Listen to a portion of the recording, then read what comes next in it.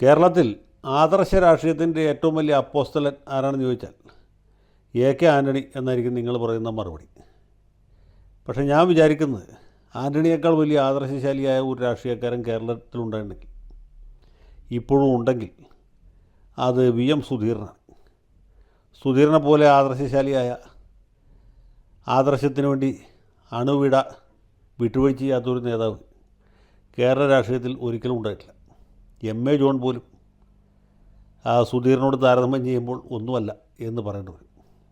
പരിപാടികളിലെ പിടിവാശിയാണ് പരിവർത്തനവാദിയുടെ പടവാൾ. പരിപാടിയിൽ വിട്ടുവീഴ്ച ചെയ്താൽ പിന്നെ വിട്ടുവീഴ്ച പരിപാടിയാവും എന്ന് പറഞ്ഞ ആളാണ് ജോൺ. ജോണിന് പക്ഷേ അങ്ങനെ വലിയ രാഷ്ട്രീയമായ ഉത്തരവാദിത്തങ്ങളൊന്നും ഉണ്ടായിരുന്നില്ല. പരിവർത്തനവാദ പാർട്ടിയുടെ പരമോന്നത നേതാവ് എന്നുള്ളതിൽ കവിഞ്ഞ വലിയ സ്ഥാനമാനങ്ങളൊന്നും അദ്ദേഹം വഹിച്ചിട്ടില്ല. അതുകൊണ്ട് വെറുതെ ആദർശം പറഞ്ഞാൽ പ്രത്യേകിച്ച് തകരാറൊന്നും ഉണ്ടായിരുന്നില്ല. ആൻ്റണി അങ്ങനെയല്ല. അദ്ദേഹം കേരളത്തിൽ പലതവണ മുഖ്യമന്ത്രിയായ ആളാണ്. ദീർഘകാലം കേന്ദ്രമന്ത്രിയായിരുന്ന ആളാണ്. അവിടെ ഇരിക്കുമ്പോഴും കൈക്കൂലി വാങ്ങിക്കാത്ത ആളാണ്. ആദർശശാലിയായിട്ട് പ്രസിദ്ധി നേടിയിട്ടുള്ള ആളാണ്. അതിനേക്കാൾ ഒരു പടി കൂടി മുന്നിട്ട് നിന്ന ആളാണ് സുധീരൻ. അദ്ദേഹം പലപ്പോഴും മന്ത്രിസ്ഥാനം വേണ്ടെന്ന് വെച്ചിട്ടുള്ള ആളാണ്. ആദർശത്തിൻ്റെ കാര്യത്തിൽ ഒരു വിട്ടുവീഴ്ചയും ചെയ്യാത്ത ആളാണ്. മറ്റാരെങ്കിലും ആദർശോന്മുഖമായിട്ട് അല്ലാതെ പ്രവർത്തിക്കുകയാണെങ്കിൽ അതപ്പോൾ തന്നെ ചൂണ്ടിക്കാണിക്കുകയും അവരെ തിരുത്താൻ ശ്രമിക്കുകയും തിരുത്താത്തവരെ നിർദ്ദയം വിമർശിക്കുകയും അങ്ങനെ നമ്മുടെ രാഷ്ട്രീയത്തെ സംശുദ്ധമാക്കി നിലനിർത്താൻ വേണ്ടി പെടാപ്പാട് പെടുകയും ചെയ്യുന്ന ആളാണ്. അങ്ങനെ ഒരാളേ ഉള്ളൂ കേരള രാഷ്ട്രീയത്തിൽ, അത് എം സുധീരൻ. ഇപ്പോൾ ഈ കോൺഗ്രസ്സിൽ തന്നെ ഈ സമീപകാലത്ത് കേരളത്തിൽ മുഖ്യമന്ത്രി ആരാവണം എന്ന ചോദ്യം വന്നപ്പോൾ ബഹുഭൂരിപക്ഷം നേതാക്കന്മാരും, മുതിർന്ന നേതാക്കന്മാരും, അതല്ല മുതിരാത്ത നേതാക്കന്മാരും, ഇനി ഒരിക്കലും മുതിരേയില്ല എന്ന് നമുക്ക് ഉറപ്പുള്ള നേതാക്കന്മാരും എല്ലാവരും ഏറെക്കുറെ ഒറ്റക്കെട്ടായിട്ട് KC വേണുഗോപാലിൻ്റെ പേര് പറഞ്ഞപ്പോഴും ഡൽഹിയിൽ ചെന്ന് സുധീരം കേരളത്തിൽ മുഖ്യമന്ത്രിയാകാൻ സർവ്വതാ യോഗ്യൻ VD സതീശനാണ്, സതീശനുള്ളത്ര ജനപിന്തുണ വേറെ ആർക്കും ഇല്ല എന്ന് പറഞ്ഞത് എം സുധീരനാണ്. അങ്ങനെയുള്ള സുധീരൻ അദ്ദേഹം ഏത് സമയത്തും സുധീരമായിട്ട് നിലപാടുകൾ എടുത്തുള്ള ആളാണ്. അദ്ദേഹം KPCC പ്രസിഡൻ്റായിരിക്കുന്ന സമയത്താണ് ഈ KM മാണിയും ഉമ്മൻചാണ്ടിയൊക്കെ ഉൾപ്പെട്ട ബാർക്കോഴ വിവാദമുണ്ടായി. അന്ന് സംശുദ്ധിയുടെ പര്യായമായി നിന്ന സുധീരൻ്റെ ഒറ്റ ആളുടെ നിർബന്ധം കൊണ്ടാണ് K ബാബുവിനും അതുപോലെ ഡൊമിനിക് പ്രസൻറ്റേഷനും അടൂർ പ്രകാശിനുമൊക്കെ സീറ്റ് നിഷേധിക്കുന്ന ഘട്ടം വരെ എത്തിയത്. അവർ മൂന്നുപേരും സീറ്റ് ഒരു വിധത്തിൽ പിടിച്ചു വാങ്ങിച്ചു. പക്ഷേ ഡൊമിനിക്കും അതുപോലെ ബാബുവും പരാജയപ്പെട്ടു. അടൂർ പ്രകാശ് രക്ഷപ്പെട്ടു. ബെന്നി ബെഹനാൻ സീറ്റ് നിഷേധിച്ചു. അപ്പോൾ ഇങ്ങനെയൊക്കെ ചെയ്യാനും ചെയ്യിക്കാനും കഴിവും പ്രാപ്തിയുമുള്ള, തൻ്റെ ഇടമുള്ള, ആദർശത്തിൽ നിന്ന് ഒട്ടും വ്യതിചലിക്കാത്തൊരു നേതാവുണ്ടെങ്കിൽ അത് സുധീരൻ മാത്രമാണ്. ഇതാ സുധീരൻ വീണ്ടും പഴയ വാളും പരിചയമായി രംഗത്തിറങ്ങി കഴിഞ്ഞു. ഇത്തവണ അദ്ദേഹം KPCC പ്രസിഡൻ്റല്ല, പാർട്ടിയുടെ മുതിർന്ന നേതാക്കളിൽ ഒരാൾ മാത്രമാണ്. ആ ഒരു അവസ്ഥയിൽ നിന്നുകൊണ്ട്, ആ നിലപാട് തറയിൽ നിന്നുകൊണ്ട് അദ്ദേഹം വീണ്ടും യുദ്ധം പ്രഖ്യാപിച്ചിരിക്കുകയാണ്. മദ്യനയത്തിൽ വെള്ളം ചേർക്കാൻ പറ്റുകയില്ല.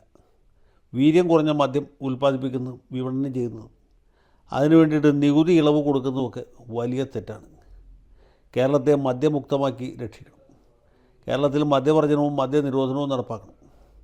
പണ്ട് ആന്റണിക്ക് ചാരായം നിരോധിക്കാനായിട്ട് ഊർജം പകർന്ന ആളാണ് സുധീരൻ. ഇനി സതീശനെ കൊണ്ട് ബക്കാടിയും മറ്റ് ഇതര വിദേശ മദ്യങ്ങളൊക്കെ നിരോധിപ്പിക്കണം എന്നുള്ളതാണ് പുള്ളിയുടെ ഉദ്ദേശം. അപ്പോൾ അത് ഒരു ഭാഗത്തെ കൂടെ നടക്കുന്നു. ആ കൂട്ടത്തിൽ തന്നെ വിട്ടുവീഴ്ചയില്ലാത്ത നിലപാട് പുള്ളി മറ്റെല്ലാ കാര്യങ്ങളിലേക്കും വ്യാപിപ്പിക്കാനുള്ള ശ്രമത്തിലാണ്. അതുപോലെ തന്നെ കരിമണൽ ഖനനത്തിൻ്റെ കാര്യത്തിലും വലിയ കർക്കശക്കാരനാണ് സുധീരൻ. കരിമണൽ വാരൽ പൊതുമേഖലയിലല്ലാതെ ഒരു കാരണവശാലും അനുവദിക്കാൻ പാടില്ല. അത് CMRL കർത്താവിനും കൊടുക്കരുത്, അദാനിക്കും കൊടുക്കരുത്, അംബാനിക്കും കൊടുക്കരുത്, ആർക്കും കൊടുക്കരുത് എന്നുള്ളതാണ് പുള്ളിയുടെ നിലപാട്. ആ നിലപാട് ഉള്ളത് കൊണ്ടാണ് അദ്ദേഹം കെ ആന്റണി മുഖ്യമന്ത്രിയായിരുന്ന സമയത്തും പിന്നീട് ഉമ്മൻചാണ്ടി ആദ്യം മുഖ്യമന്ത്രിയായിരുന്ന സമയത്തുമൊക്കെ വലിയ സമരങ്ങൾ നയിച്ചത്, വലിയ പ്രക്ഷോഭങ്ങൾ അഴിച്ചുവിട്ടത്. അതിൻ്റെ ഒരു പരിണത ഫലമായിട്ടാണ് അദ്ദേഹത്തെ 2004 പാർലമെൻറ്റ് തെരഞ്ഞെടുപ്പിൽ ഈ കരിമണൽ ലോബി ഒരു അപരണം നിർത്തി തോൽപ്പിച്ചത്. പക്ഷേ അതിലൊന്നും പുള്ളിക്ക് യാതൊരു ഖിന്നതയുമില്ല, ഒരു വിട്ടുവീഴ്ചയുമില്ല. തല പോയാലും ബലേ ബേഷ് എന്നുള്ളതാണ് പുള്ളിയുടെ നിലപാട്.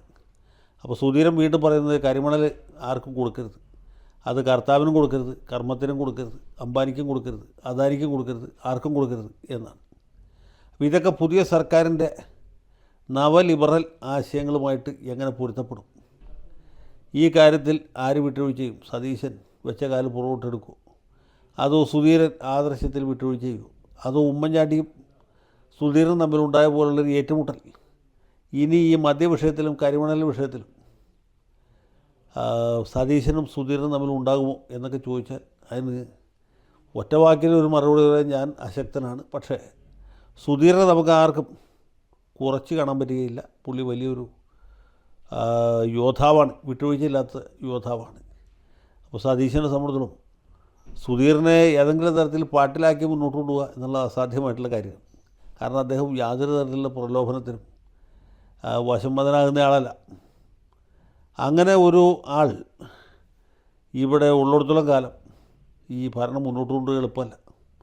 കാരണം സുധീരനെ പോലെ സുധീരൻ മാത്രമേ ഉള്ളൂ, വേറൊരു സുധീരൻ ആ പാർട്ടിയിലുമില്ല, കേരള രാഷ്ട്രീയത്തിലുമില്ല.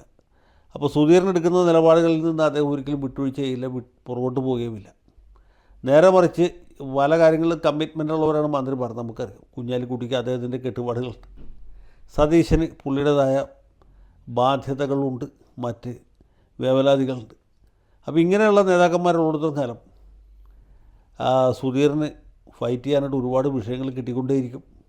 അദ്ദേഹം ഈ പോരാട്ടം തുടരും എന്ന് തന്നെയാണ് എൻ്റെ പ്രതീക്ഷ. അദ്ദേഹത്തെ പോലെയുള്ള ആദർശശാലികളായ നേതാക്കന്മാരുള്ളതുകൊണ്ടാണ് നമ്മുടെ രാഷ്ട്രീയം ഒരു പരിധിവരെയെങ്കിലുമൊക്കെ കലർപ്പറ്റതായിട്ട് അല്ലെങ്കിൽ മാലിന്യമുക്തമായിട്ട് കാണപ്പെടുന്നത്. പക്ഷേ സുധീരൻ വിചാരിച്ചാലും ചെയ്യാവുന്ന കാര്യങ്ങളിൽ ചില പരിമിതിയുണ്ട് എന്ന് മാത്രം ഞാൻ ഓർമ്മിപ്പിക്കുന്നു. ജയ് ഹിന്ദ്.